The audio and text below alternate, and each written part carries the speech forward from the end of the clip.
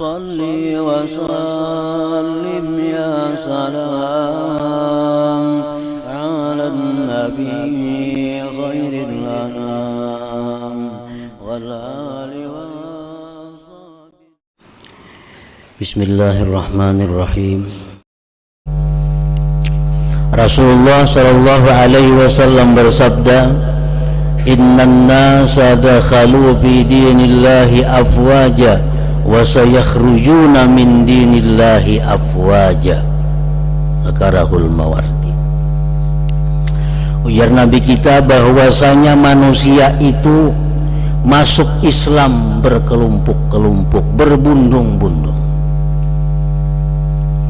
Jadi sejak zaman itu manusia selalu berbundung-bundung masuk agama Islam.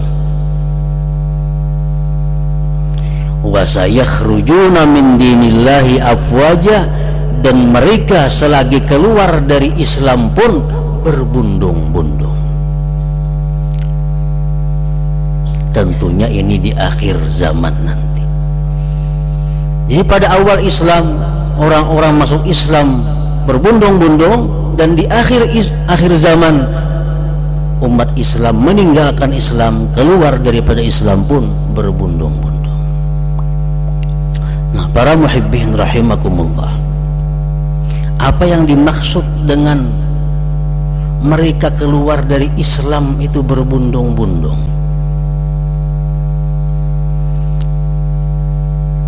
Bukan artinya bermurtad semuaan orang berbundung-bundung, bukanlah demikian yang dimaksud. Tetapi umat Islam itu nantinya di akhir zaman mereka berkelakuan, bertetangga, berkeluarga, berusaha meninggalkan apa-apa yang diajarkan oleh agama Islam. Walaupun dia seorang muslim, dia orang muslim, tapi gaya hidupnya, pakaiannya, perhiasannya bukan seperti orang muslim. Dia orang muslim, tapi usahanya, jual belinya, perdagangannya jauh daripada ajaran Islam. Dan ini dicontoh, ditiru oleh orang muslim yang lainnya. Ada usaha berhasil, walaupun usaha ini haram. Islam yang lain berbundung-bundung mengikuti usaha seperti itu. Ada model pakaian yang baru, model pakaian yang hanyar, yang bertentangan dengan ajaran Islam, dipakai oleh orang Islam. Yang lainnya berbundung-bundung mencontoh pakaian seperti itu.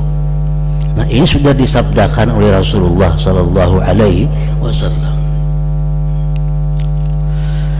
Wa ra'aitan nas yadkhuluna fi dinillahi afwaja fasabbih bihamdi rabbika wastaghfir innahu kana tawwaba.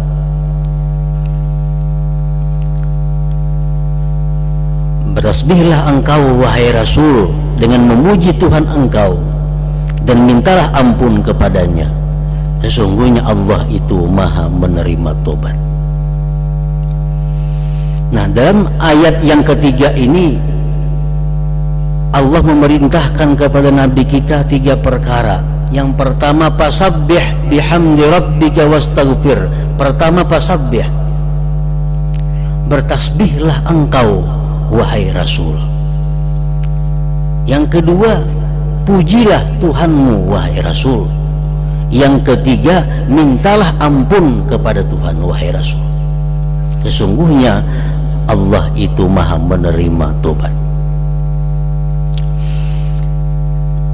Nah, pertama ini Allah memerintahkan kepada Rasul bertasbih, mengucap subhanallah. Kenapa Rasul diperintahkan bertasbih?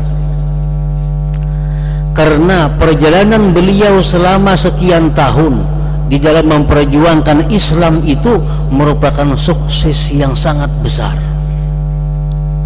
Peperangan demi perang dimenangkan oleh Rasulullah, pertolongan demi pertolongan diterima Rasulullah, sehingga dalam waktu yang sekian singkat berhasil menyebarkan Islam di Jazirah Arab.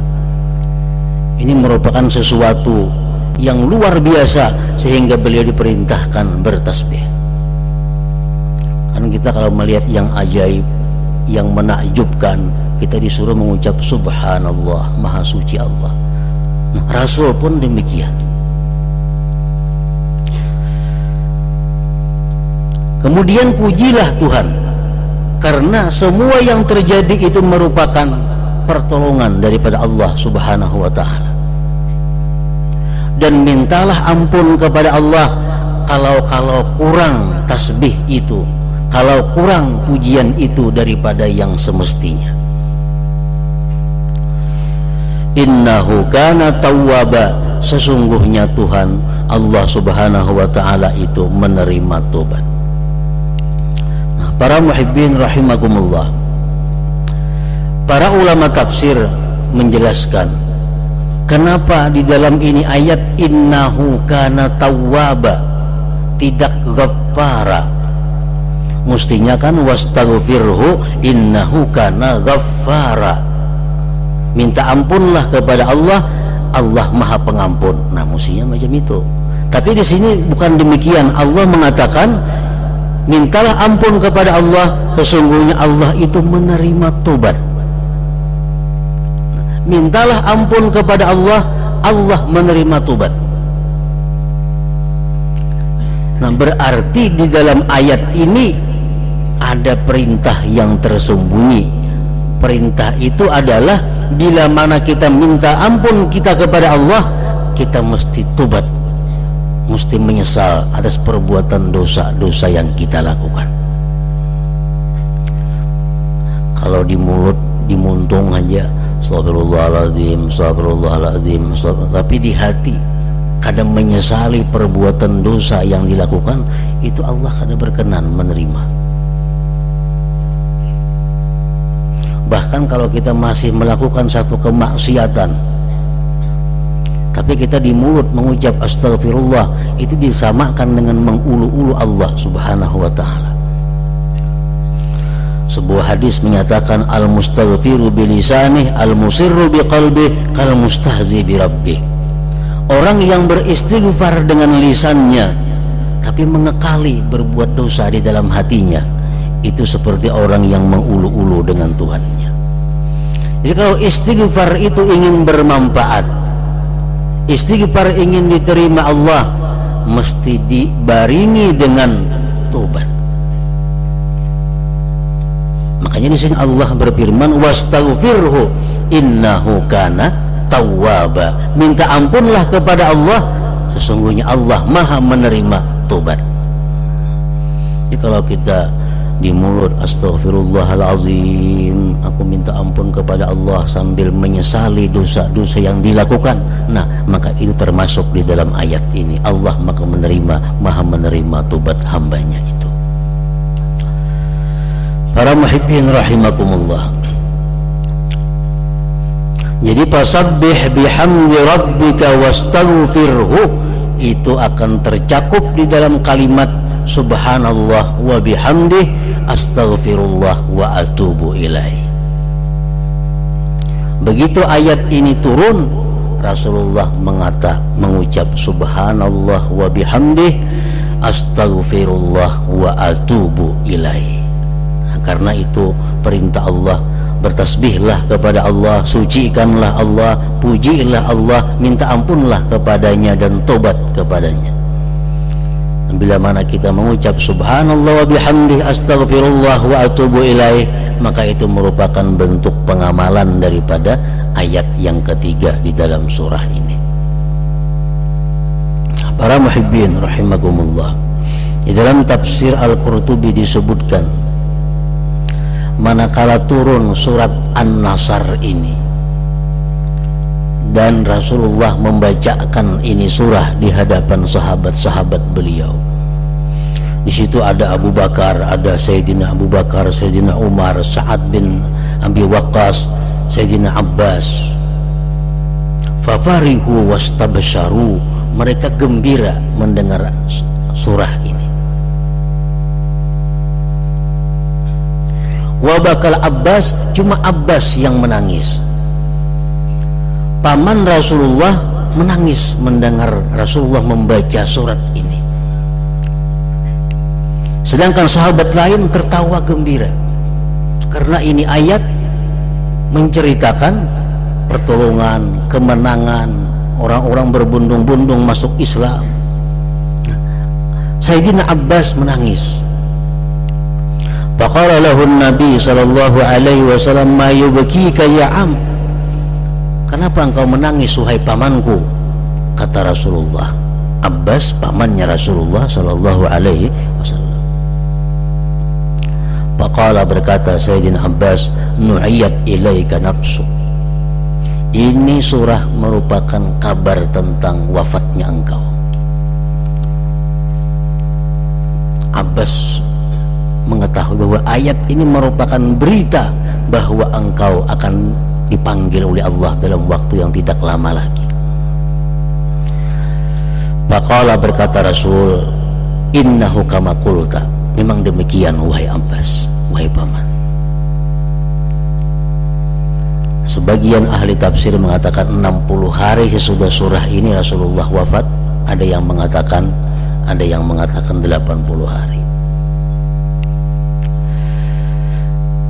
Siti Aisyah radhiyallahu anha, beliau mengatakan bahwa Rasulullah sallallahu alaihi wasallam memperbanyak setiap harinya mengucap kalimat ini, subhanallah wa bihamdi astaghfirullah wa atubu ilaih. Dulunya kada pernah Rasulullah membaca seperti itu, tapi akhir-akhir ini Rasulullah membaca itu dan banyak. Subhanallah wa bihamdi astaghfirullah wa atubu ilaih.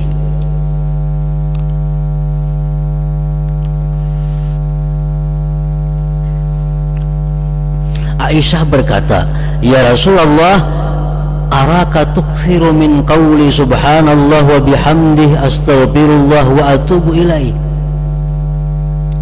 Ulun lihat engkau wahai Rasul banyak sekali membaca subhanallah wa bihamdih astaghfirullah wa atubu ilaih. Faqala, Rasulullah menjawab, khabbarani rabbi anni sa'ara alamatan bi ummati fa idza ra'aituha aktsartu min qawli subhanallah wa bihamdih astaghfirullah wa atubu ilaih. Faqad ra'aituha idza jaa nasrullah wal fath. Ujar Nabi kita, Allah Tuhanku mengkhabarkan kepadaku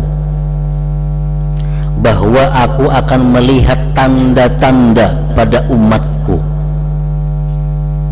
Bila aku lihat tanda-tanda itu, maka aku memperbanyak membaca subhanallah wa bihamdih astaghfirullah wa atubu ilaih.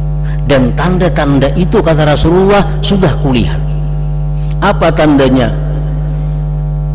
Idza jaa nasrullahi wal fath wa ra'aitan nasa yadkhuluna fi dinillahi afwaja fasabbih bihamdi rabbika wastaghfirhu innahu kana tawwaba. Nah, para muhibbin rahimakumullah, para ulama menyimpulkan daripada ini bahwa untuk orang-orang yang sudah mendekati kematian, macam Rasulullah itu umur segini sudah 63 tahunan waktu itu. Nah, artinya orang-orang yang sudah berumur 63 tahun, alangkah baiknya mereka itu mencontoh Rasulullah Sallallahu Alaihi Wasallam, memperbanyak membaca kalimat tadi. Kenapa sebabnya? Karena orang-orang yang sudah berumur 63 tahun itu sudah mendekati akhir masa hidupnya, dan berharap dengan kalimat-kalimat yang diucapnya itu dia mati dalam keadaan husnul khatimah. Arti banyak tuh berapakah sehari? 100 kah, 200 kah, 300 kah? Subhanallah wa bihamdih astaghfirullah wa atubu ilaih. Ini dilakukan oleh Rasulullah Sallallahu Alaihi Wasallam. Nah, nang kada tuha bang, kada salah aja membaca itu. Cuma nang tuha perlu banyak, itu maksudnya. Nang 40 30 bagus sih membaca, cuma nang tuha-tuha nang sudah parak, nah itu perbanyaklah membaca itu agar wafatnya dalam keadaan husnul khatimah, mendapat ampunan dari Allah Subhanahu wa taala.